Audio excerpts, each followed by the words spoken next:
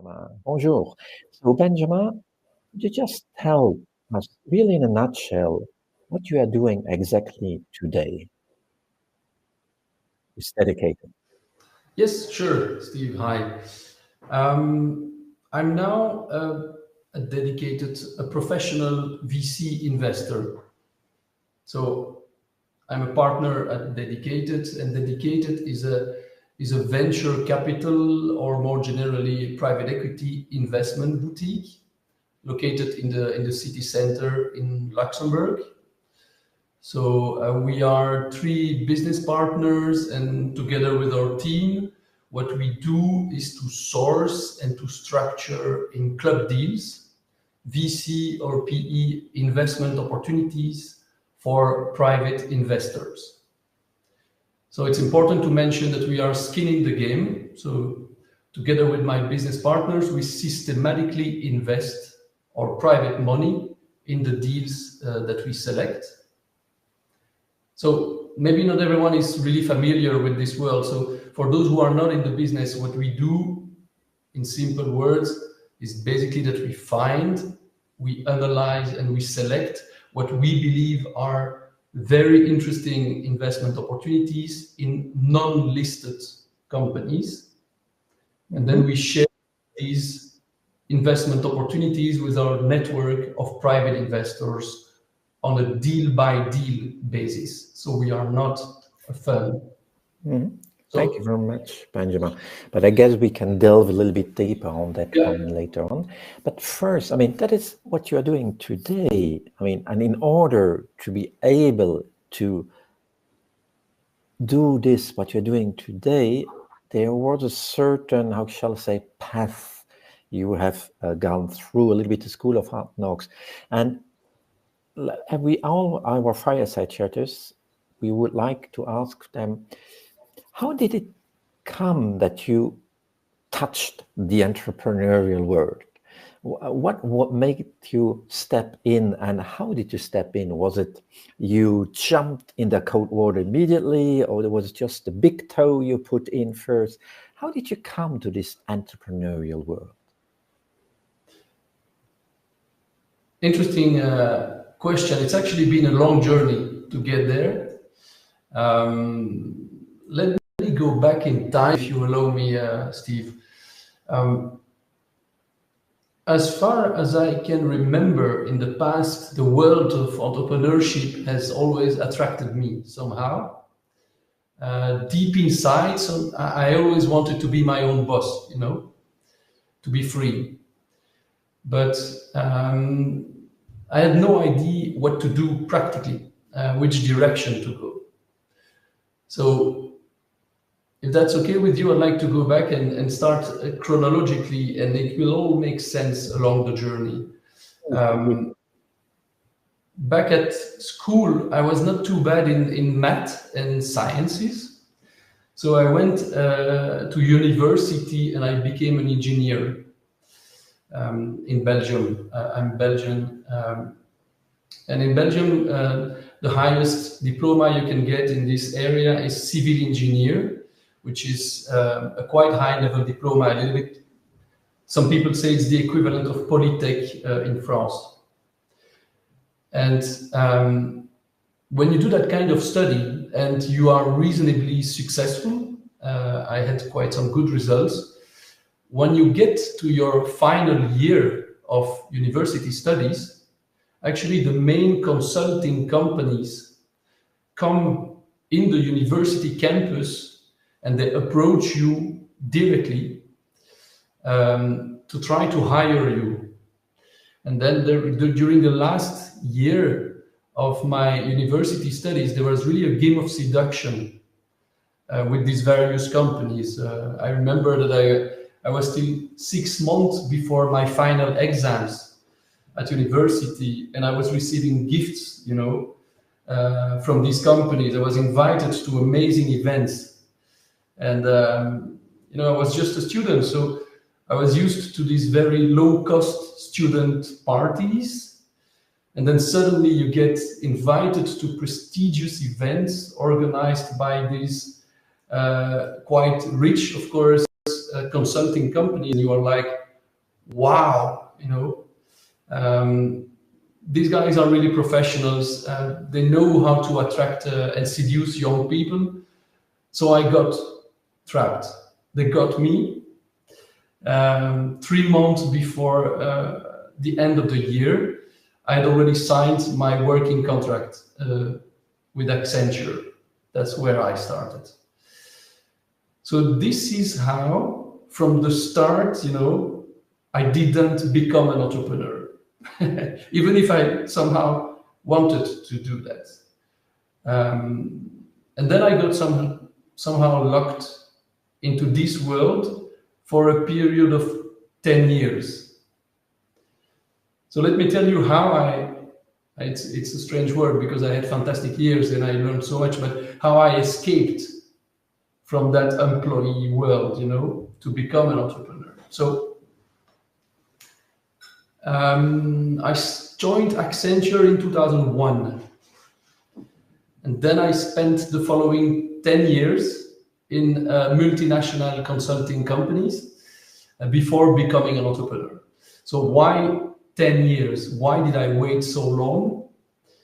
Well, you have to understand that in these consulting companies, or at least at that time, I'm not sure it's still possible with the new generation, but 20 years back, the philosophy was really up or out. Or you are good enough to grow and you get promoted every 2-3 years, or you are terminated. There's no room for people who want to stabilize at certain level and have some kind of work-life balance. That's not the plan when you join these companies. So I was part of the motivated guys. I was good enough, so I got promoted on a regular basis. I grew in these companies, having more and more responsibilities over the years. And when you get promoted, you have more consideration. You have at some point a fancy title, you know, like you become a director or VP something, and you of course earn more money and you have other advantages. So your life becomes more and more comfortable, you know. And you also have more responsibility as well. Yeah, I do. Of course, it goes together with the promotions, but I was ready for that. You know, that has never been an issue for me. The thing is that I also earned more and more money. I also had more and more advantages, and then I got married, and then I got my kids. I bought a home, and when you have a mortgage, you know, to pay off every month, when you have a family to pay to feed, when you're used to a nice level of comfort, holidays, hotels, and so on, it becomes extremely complicated to risk everything to become an entrepreneur. That's the reality. So even if you still want to become your own boss, you have so much to lose on the other hand, that you feel somehow locked. So if I have one very first piece of advice to give to new young entrepreneurs today, start right away. Otherwise, it will get increasingly difficult to switch over time. Exactly, because the other thing is, just as you say, you have a certain way of living, a cocoon, a bubble you are in, and then in order to step out of it, and there's also this view of failing fast. You not always fail, but if you do it early and do it fast. But how did you then get out of this bubble, between quotation marks, this comfort zone? Yeah. I actually did it in 2 steps.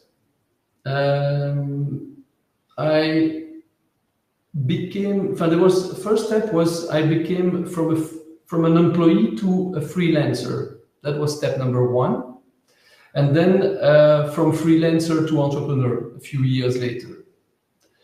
And you know, since I have a family, a mortgage, and so on, and family responsibilities, at each step, I had actually a very good control over the risks I was taking, because that was a must for me. I'm not a gambler at all. I want to keep control, and I still wanted to become my own boss, but not to lose, having the risk to lose everything. So practically, to go back in time again, after 8 years in consulting companies, I had, of course, reached some quite senior position. And at some point, I got responsible for optimizing the development costs of large IT projects using nearshore and offshore resources. That was my main job at some point. So I had a number of teams of developers reporting to me in Asia and in other regions of the world where salaries are much lower, basically. I remember traveling constantly between India, Malaysia, the Philippines, Morocco, south of Spain too. I was managing quite large projects for international companies with these teams. And over time, of course, I got closer to some of these developers in this region. And some of them were a little bit more ambitious than others. So I started my own company. That's my first step to entrepreneurship. I started my own company in Luxembourg in 2011 on top of my employee job. The name of the company was Technology Move. And the idea was basically to offer to SMEs, to small and medium companies, access to these offshore resources for their IT projects. Because, at that time, working with offshore resources was a strong trend. It's less now, of course, but now it was, back then it was really a strong trend, but it was somehow reserved to really large companies, because the setup costs are really high, because it's not easy to manage those guys remotely, so you have to travel a lot, and cultures are very different, and so on. So small companies couldn't afford to work with those teams, those remote teams, even if the salaries were much lower. But because I had the network there, and I knew how to manage these projects, I was able to offer these kind of services and resources to smaller companies. So in 2011 and 12, I was developing websites and simple mobile apps for really a fraction of the cost, of what you would have paid locally. I did a number of projects. It was still on top of my day job. I did a number of projects, and over time, actually, one of our customers became quite big for us at Technology Move. They were giving us more and more work. And gradually, actually, my company ended up working only for that customer.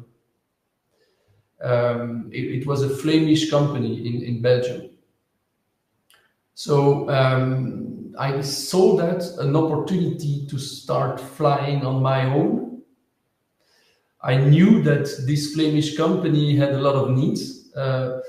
And I went to find the CEO and offered him to work full-time for his company as a freelancer, in addition to what Technology Move was doing. And this was accepted. So I left my employee position in 2013. And that's how I started in the world of entrepreneurship. And when you did that move, this means you moved and had already at least one client, one customer, and who was worthwhile of doing it. This move from going fully to your client, was that a difficult decision, or would you say, okay, it was, as you explained, it was the right time to do it, and then to move on? Because very often, when you have somebody, I'm taking out a little bit of questions, when somebody is there, and in order to make the move, they are in parallel in two steps or in two phases, and was it a quick one? Was it easy? I mean, would you say, okay, but maybe you should have waited a little bit? No, again, this was all under control. As I said, I did it in 2 steps. That was the first step, from employee to freelancer. I never lost control. So, the risk was too high, as I said, to lose everything. So when I resigned from my employee position, I had already signed a 1-year contract as a freelancer with that specific customer. So the risk of the transition was really under control. But it's only a first step to becoming an entrepreneur for me, because it wasn't a real entrepreneur in my eyes. I was sending invoice every month with a fixed amount to my client. So that's not what I call real entrepreneurship. So I will become a real entrepreneur later on, in the second step, a bit later. But that was already a first step. I was somehow not anymore an employee. But of course, I knew that I wanted to move from freelancer to entrepreneur, but I needed to do it in a secure way. Mm-hmm. Again, because I don't want to risk everything. So how did I do that? I actually worked for that Flemish company for 3 years as a freelancer. It was a company selling healthcare products. And I gradually became the founder's right-hand guy. And I earned some money in that position at that time. I also learned a lot from the company's founder, who is still a brilliant entrepreneur. And then in 2015, a few years later, I felt that I was ready to start my own company in Luxembourg. But once again, as you said, Steve, I wanted to keep the control and basically minimize the risk as much as possible. So I didn't switch to my own company from one day to the next, not at all. I actually continued to work in parallel for the Flemish company for a while, until I could see that the business of my own company was taking off. And then I went full-time on my own company. So you see, not only I became entrepreneur in 2 steps, but also at each step there was an overlap, a clear overlap of at least 1 year between my professional life, between my previous life and my new life, to make sure that my new life was secure enough before switching. Okay, that's one thing. But the other thing is, when you switched, as you say, the phase of becoming a real entrepreneur with your known company and so on, it's one thing to have one client, one customer. But how did you approach it to have different customers? Was that something which came step by step, or where you said, okay, I now feel secure, I can go for it? And as you said, you had this customer, and very often when you're depending on one customer, you also have a weakness. There's a risk because you are dependent on them. How did you address that to get other clients, other customers, or develop in other areas of services or products? Yeah. During the 3 years I've been an entrepreneur, a freelancer, to be really honest with you, I only had this one client. There were a myriad of companies, but it's still for the same client somehow. So I was sending different invoices to different companies, but in the end there was only one guy behind. And I couldn't say I had been able to mitigate that risk. That's also why I wanted at some point to fly on my own. Then when I started my own company, it was actually a B2C company. So totally different. There, it was really about selling every month products to private customers, and it developed well. To be honest, I ran this company successfully for 5 years. I was based in Steinzel. I had a team of around 15 people, and I was, so happy to be my own boss at that time. It was really a dream. Of course, coming with a lot of stress too. That's part of the entrepreneur life. And then, unfortunately, the company died during COVID, because of the pandemic, basically.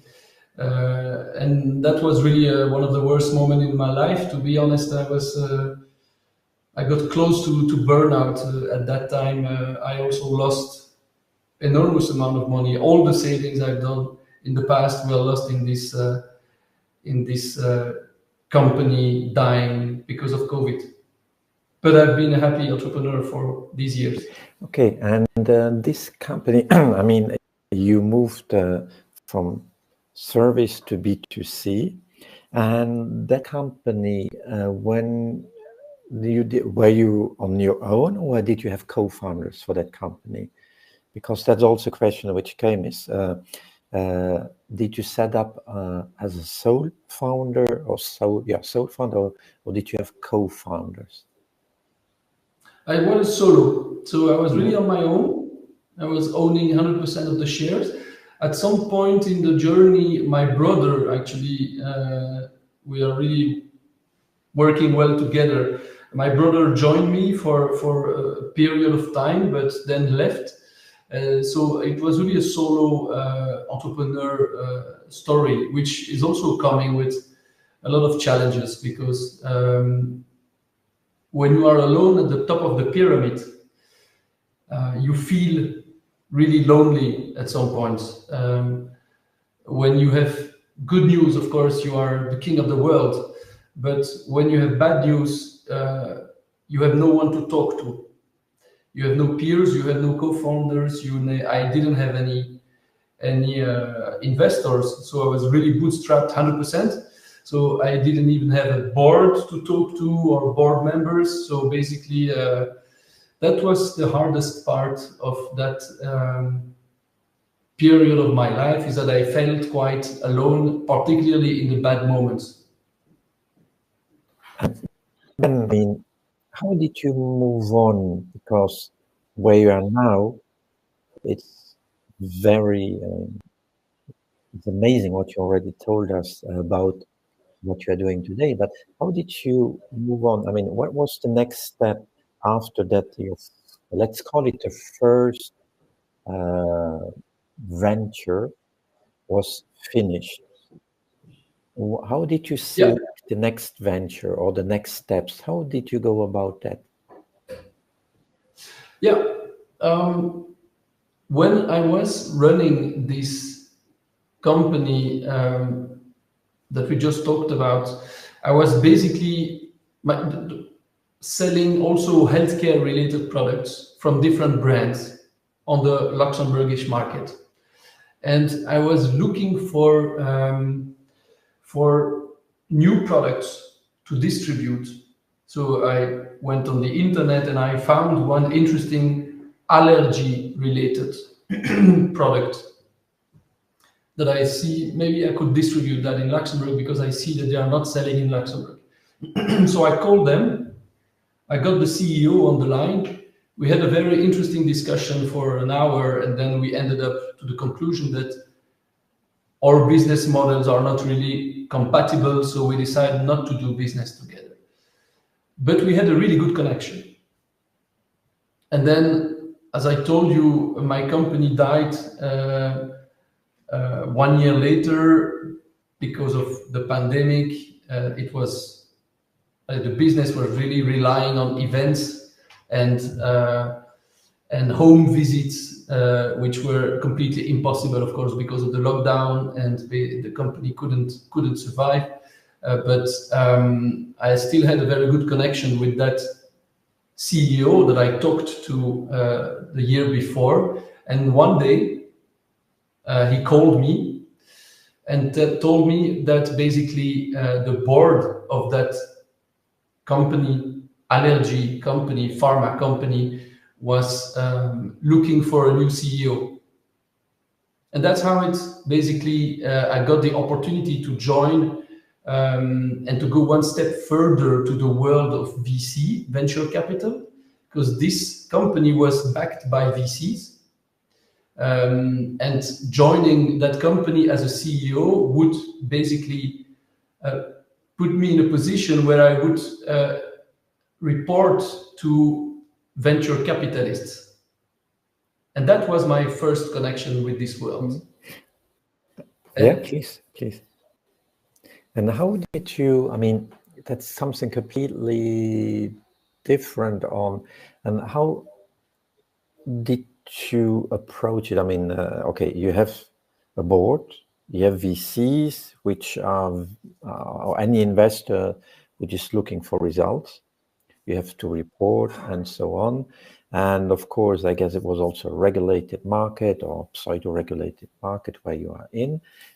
From coming from there, was it that you would say, okay, my skills were enough and to address it, or did you have to gather and rely on more people, on more staff, on a team? Whereas, I mean, as you said, as most of us, we start small, we start on our own, or if we have the luck, we have co-founders. But if you start on our own, we are everything, we are the jack of all trades. And then we start to have a team. And how did you go about the team? Yeah, this company was already existing for some years. It was not a new company, and they were looking for a new investor, a new CEO with a more business-oriented profile.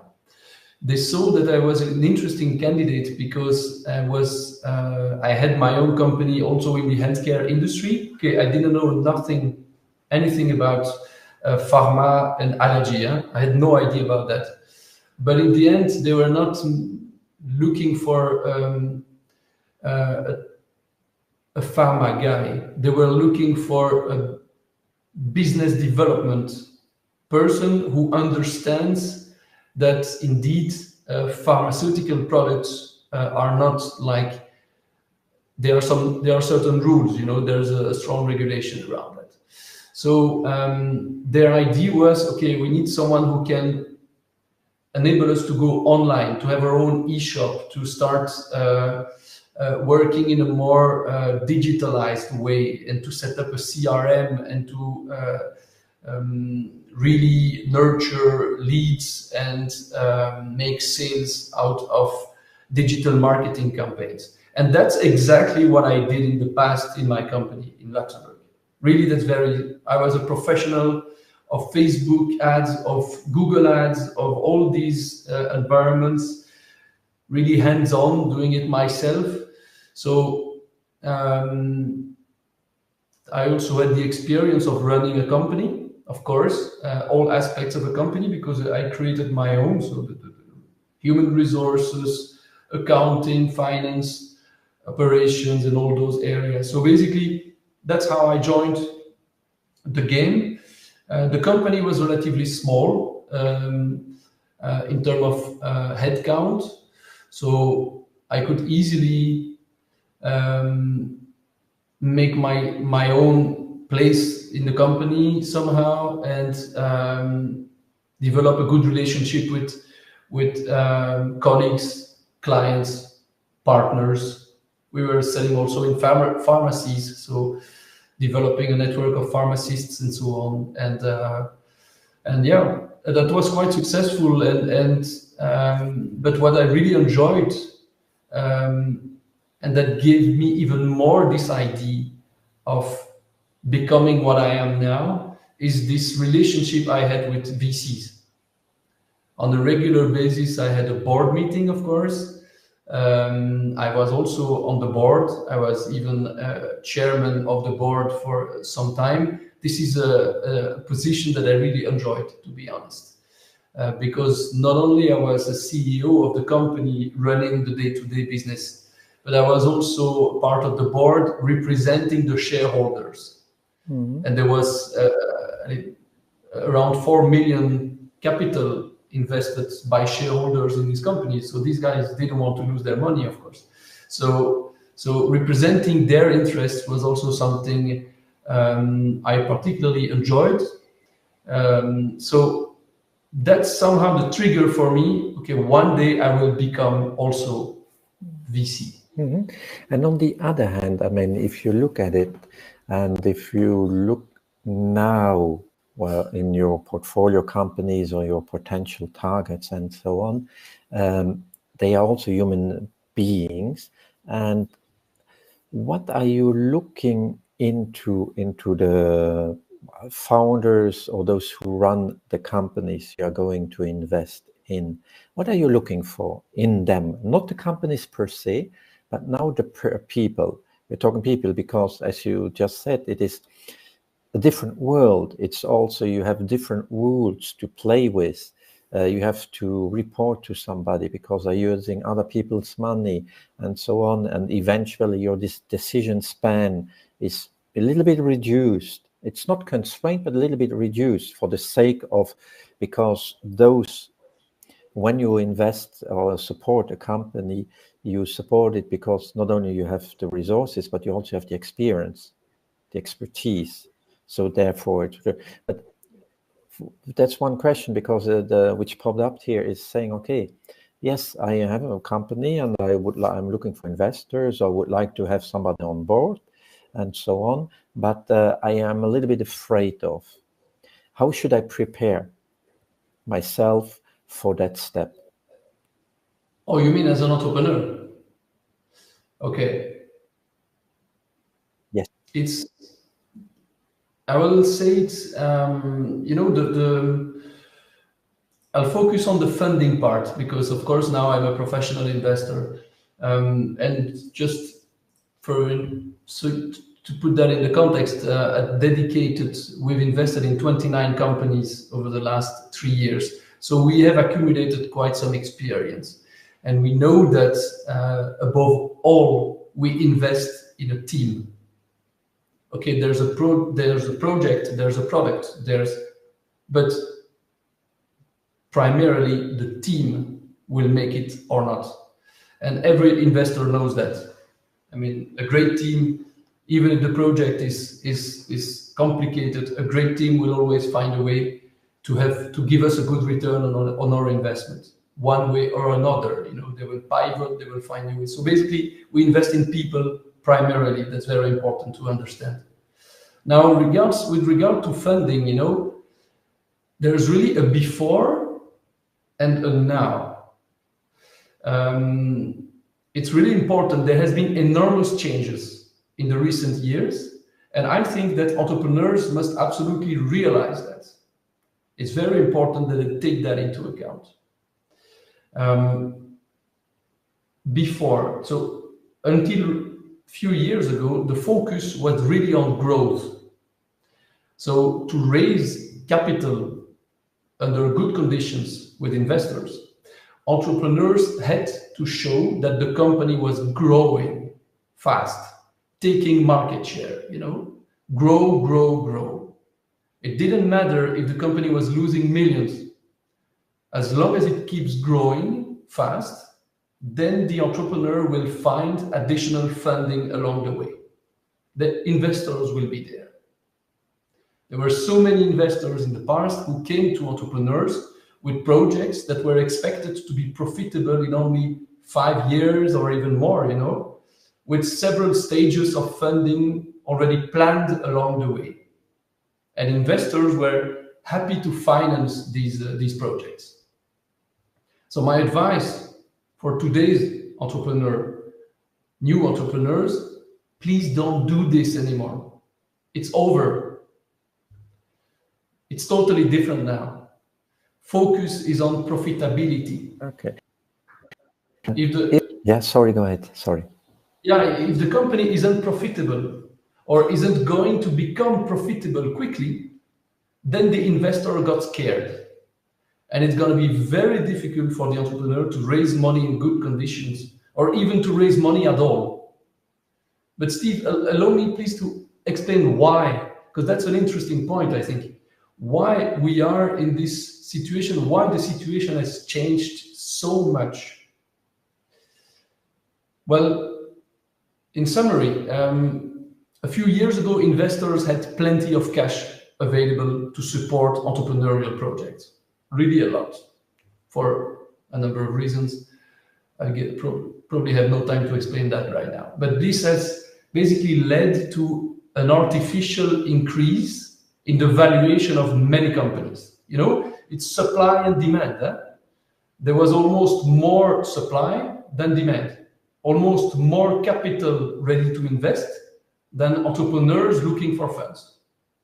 So the logical consequence is that prices are going up, even if the company's fundamentals don't necessarily justify it. You know, now it's really the opposite. Due to many reasons, inflation, interest rates, Ukraine, others, there's now much less capital to support entrepreneurial projects than entrepreneurs looking for funds, which of course makes the situation quite challenging for the entrepreneurs raising funds right now, because there is much less supply than demand. So prices are going down, valuations are going down. We have seen massive declines in some industries, as you know, Steve, particularly in tech. So the consequence of this decline is that investors who invested at high valuation 2 years ago have now lost a lot of money, which makes, again, the situation even worse for entrepreneurs raising funds right now.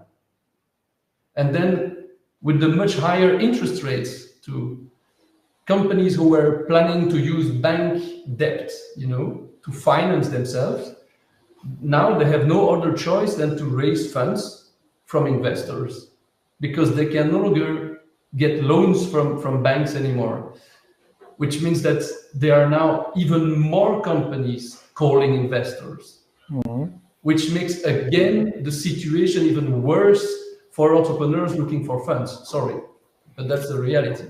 Yeah, and on the other hand, so yeah. No, go ahead. Sorry for that. Just finishing, it's basically increasing this imbalance between supply and demand. So right now, every funding round for a non-profitable company is a risk of failure, is a potential bankruptcy. That's why investors are afraid to invest in unprofitable companies. So advice there for today's entrepreneur, again, which is almost the opposite of the one I would have given 2 years ago, but the situation is completely changed. Come to investors with projects that have the potential to become rapidly profitable, please. Otherwise, it's going to be difficult. And on the other hand, I mean, you are talking about profitability. Does that mean scalability? Scalability is absolutely key, of course, for an investor. So it's clear that we are interested in return on investment, and return on investment is going to be generated by a project that is growing in size, growing in revenue, growing in profit.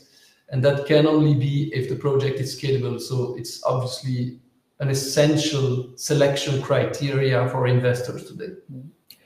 On the other hand, there's something popping up saying, okay, I know I have a venture, we are profitable, we get into contact with you and with others, and then we strike a deal, we develop well, we reach our profits, we are scalable and so on. And then is it worthwhile thinking about exit strategies as an entrepreneur early on? Or is it more to say, okay, let's first get this business profitable, get it up and running, and then think of potential exit strategies, whichever they may be. It's a very interesting point again. Yes, I think it's essential to consider exit opportunities when you are raising funds, because investors, particularly at our stage, are dedicated. We also invest a lot in Series A companies. We go from Series A until pre-IPO investment opportunities, but clearly Series A is part of our sweet spot, and we are not meant to invest in a company for 10 years or 15 years. What we want is, the average period we are ready to invest our money is around 5 years. But it's clear that when we invest in a business, from the beginning, we are wondering, okay, what are going to be our exit opportunities? What kind of exit can we consider for that particular business, for that particular team?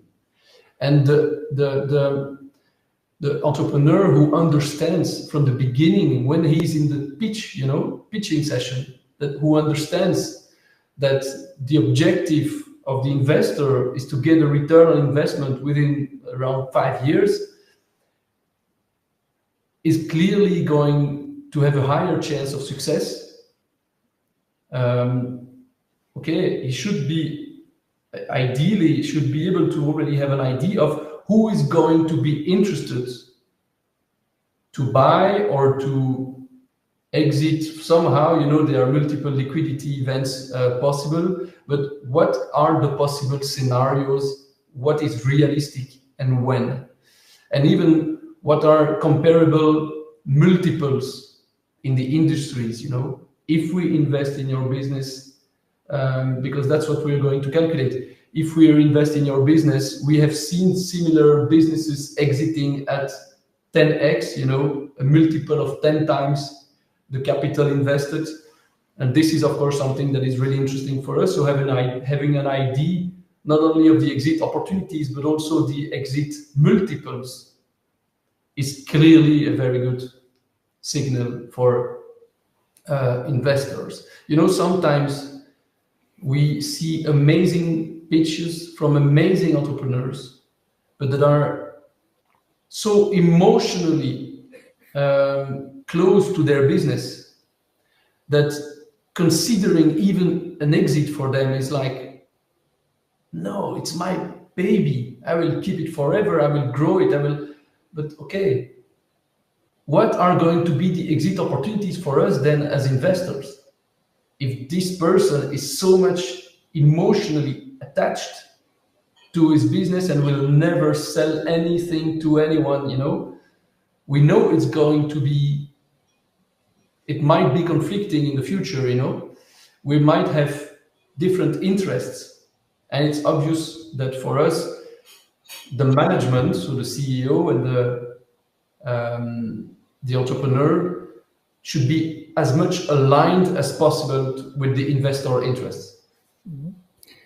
Okay, thank you. And then there's another point always very often popping up and saying, okay, I'm ready.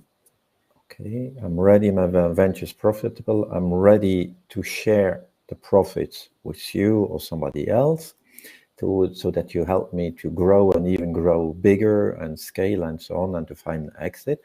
But the question is, okay, how much shall I be willing to give away from my baby? Shall I be giving it, when shares and so on of my business, how much shall I be willing to give away? And also, shall I be giving it away immediately or foresee a little bit like a drag along clauses where either in the beginning, okay, I have to give it back, I have to give away quite a chunk of my shares, but there's a drag along that I can get back the shares if I reach a certain milestones, or the other way around. I keep more but I have to give away more and more because of dilution effects and so on. What would be a good viewpoint for an entrepreneur in that area? You don't have to give any figures. It's just to the approach. Yeah. You know, this is really going to be supply and demand. What I said earlier. The more you can show that your business has a high potential, the more, let me say it differently, the valuation, because this is what we're talking about here, the valuation of the company is going to depend on the risk. Of course, on the potential of the company, but also on the risk that the investor is taking. So the more you can demonstrate to the investor that the risk is under control, we talked a lot about under control, having the risk under control.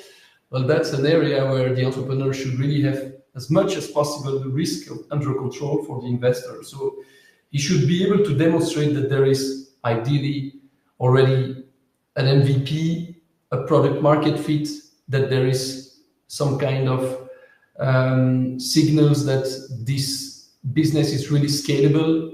And I could give a lot of advices like this, but basically the more you can demonstrate to the investor that the risk is under control, the more you will be in a good position to negotiate a high valuation for your project. And of course, you should also demonstrate that you can, that the business can develop and scale. But you see what I mean? So you will be or in a position or you are in a really good position, and indeed what you say is probably something I would advise: give a small piece of the cake or give a bigger piece and have a possibility to get it a piece back later in the future. Why not? Investors, we're open to any option, as long as it's a good deal, as long as it's a win-win. And by the way, it's going to be very important for investors to make sure that the entrepreneur is happy, is motivated. We have already seen some deals that we have refused because we estimated that it was not enough a good deal for the entrepreneur. That's very, very important to understand. For entrepreneurs, that we are not there to kill them at all. I mean, come on, it would be suicide for our money, you know?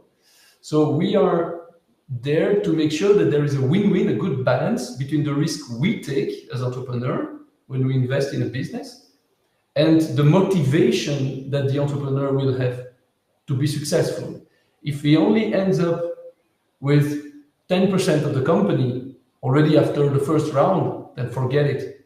I will never invest because we know that there is not enough skin in the game for the investors, not enough motivation to win.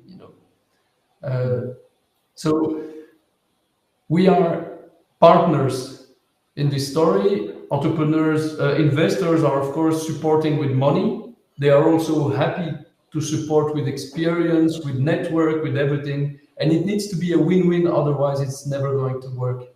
Okay. If you allow me, Steve, you told me we are reaching the end, and there's something I'd like to share, some advices, because I thought about what would be interesting to share in my own experience. And I'll be happy to answer your question immediately afterwards.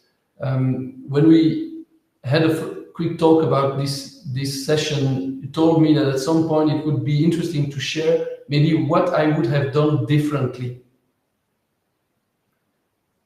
And if you allow me, I'd like to answer that. That would be my other question, which was popping up. But go ahead. Yeah, but I see time is running. I don't know how you are with time, Steve. But, no, we have ample of time. This one is, the audience. Great. Go ahead. No, really, what would you have, as you said, what would you have done differently with hindsight?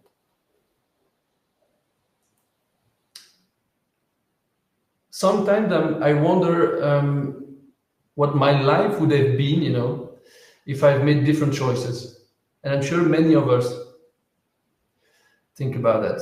I have personally regretted some of my decisions afterwards. At certain turning points in my life, maybe I should have done things differently. But you know, Steve, the problem with life is that you only get one chance to make each decision. And without realizing it, we are making decisions almost on a daily basis, some of which having a massive impact on the course of our life. So of course, it's preferable not to make too many mistakes because you can never go back, right? It's actually reminding me of a book I read a few years ago from Milan Kundera. I don't know if you know. The name of the book is L'insoutenable légèreté de l'être. I have no idea what's the English title. But it basically says that when you go to the theater to see a play, you know, by William Shakespeare or whatever, the actors on stage have rehearsed each scene dozens of times before performing it live for the public, right? And if they make a mistake, it's no big deal. They can just do it again until they get the right version, until they are prepared for the evening of the live show. So they have the opportunity to do a lot of rehearsals, these actors. They repeat, they get prepared before they are live in front of the public. If you compare that to real life in which each of us is the main actor somehow, unfortunately, we only have one shot. There's no rehearsal at all.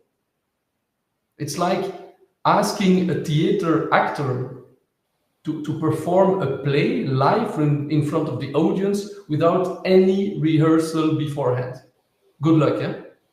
It's more like improvisation. And that's exactly the story. Sorry? It's more like improvisation. Yeah, that's exactly the story of our life, you know? Each of us, we only have one shot. We can't go back in time. That doesn't exist. If we make a mistake, well, we have to accept it and move on. And when we make decisions, a turning point in our professional life, for example, it's done. You can still try to fix the situation later if you realize that the decision was not the right one, but you can never change the initial decision. And we make decisions every day. So I would say that I've made 2 bad decisions in my life, and maybe it can inspire some people. That's why I'd like to share them. If I go back in time, I would do some things differently. Mainly, I've made some decisions in my life for the wrong reasons. And one example of wrong reason is ego. Let me give you one example. In 2004, when I left Accenture,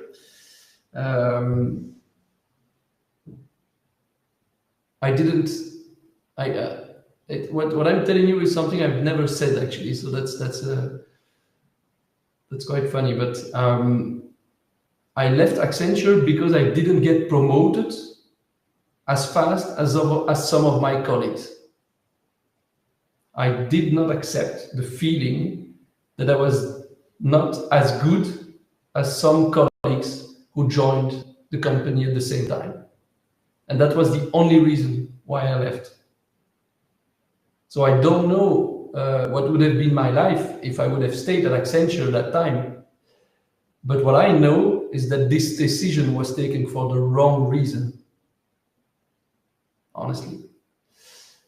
So I can give you, unfortunately, other examples of that, but basically the first advice I would give is don't make decisions based on ego. Don't make important decisions based on ego. Mm-hmm.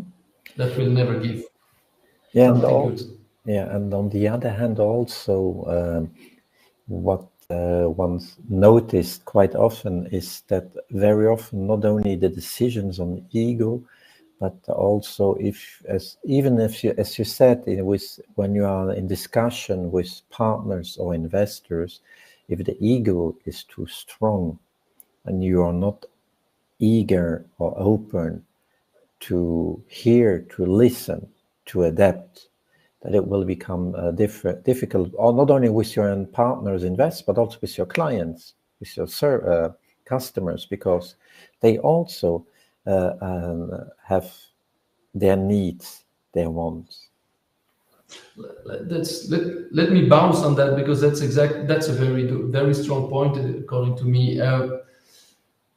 It's on two occasions in my life I made rather harsh decision based on what I initially agreed with someone based on the contract. So anyone who knows me will tell you that I'm a very, very structured person.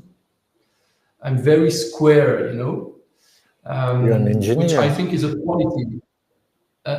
I'm an engineer, clearly, which I think is a quality. But sometimes I'm too square, and then it's not a quality anymore. You know, if that's written in the contract, then if that was the initial deal, then I apply it without sufficiently taking the human aspect into account. And on these two occasions, I will not give examples, we don't have time for that, but I was too square. Okay, I made a little bit of money with these decisions. But on the other hand, the relationship with the person was damaged, which in the end cost me much more than the little extra I earned. So sometimes put the contract aside and think about the human aspect and the perception of your decision. So if I could go back in time, you know, I would clearly make those decisions differently. But I can't. Milan Kundera said it. There's no rehearsal, right?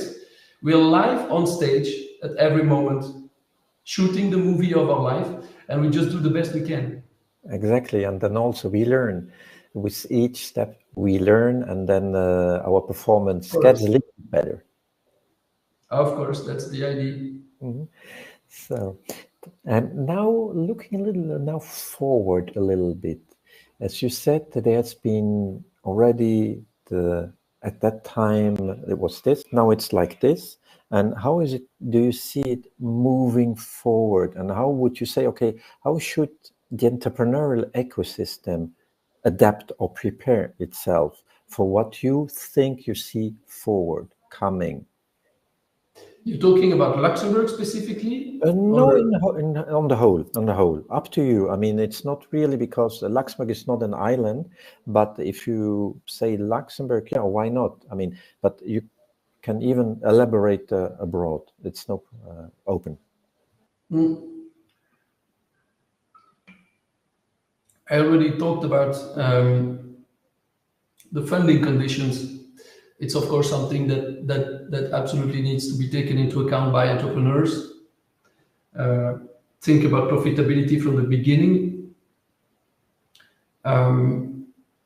It's hard to predict, honestly, how the entrepreneurial ecosystem is going to evolve. We see that many things are right now in place or in motion to have more and more entrepreneurial projects, to support more and more entrepreneurship. But on the other hand, as I said, there is less and less capital available. Now, you know, there are much more alternatives than in the past for investors. Again, related to what I do now, you can find very interesting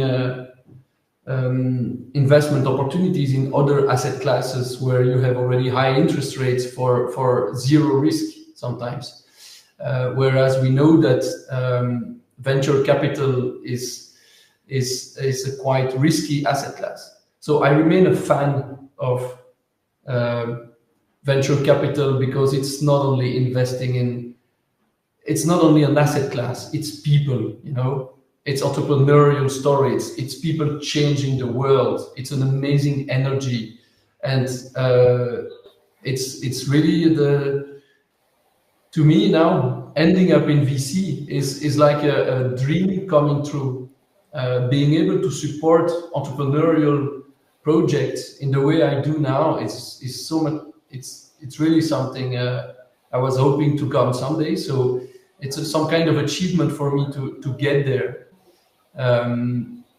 By the way, what I'd like to do in addition to that is basically to continue, of course, at Dedicated, where we do and we select amazing projects, and we have, by the way, amazing results so far in terms of return on investment for our investors. So the story is very positive. We support a lot of projects financially, but on the personal level, I also would like to support projects by sharing experience and spending time with entrepreneurs, and which is not necessarily something we have the opportunity to do with Dedicated, because we invest in large corporates most of the time. We like, you know, right now we're investing in we have invested in SpaceX, in Airbnb. Of course, these companies don't need our support, but personally, and that's one of the next steps for me, is to grow now as an independent director in parallel with my with my investment activities at Dedicated, which of course remain my main focus. I'd like also to be able to support entrepreneurial projects or even funds and asset managers in basically sharing my experiences, talking with entrepreneurs, meeting projects, and adding experience in that way. Also, the network is absolutely important, of course. So that's one of my objectives now, is in parallel with my investor activity, to also grow as an independent director in Luxembourg. Thank you very much. Thank you, Benjamin, for sharing all this, and also sharing your past, and also giving some bits of wisdom to, on the one hand, budding entrepreneurs, but also those who are already the neck into the business and are grinding every day their business in order to scale it and develop it. And also, like one of the values of Startup Grind is to give. You give now, you intend now also to give back with your experience, with your directorship and anything else. So that is really great. And again, thank you very much for sharing the experiences during this fireside chat. I hope it was as enjoyable for you as it was for me, and I guess also for the audience. And looking forward to many more projects of yourself, and eventually some for one or the other of the viewers. Thank you very much. Thank you, Steve. Have a great day. Thank you. Thank you. Bye.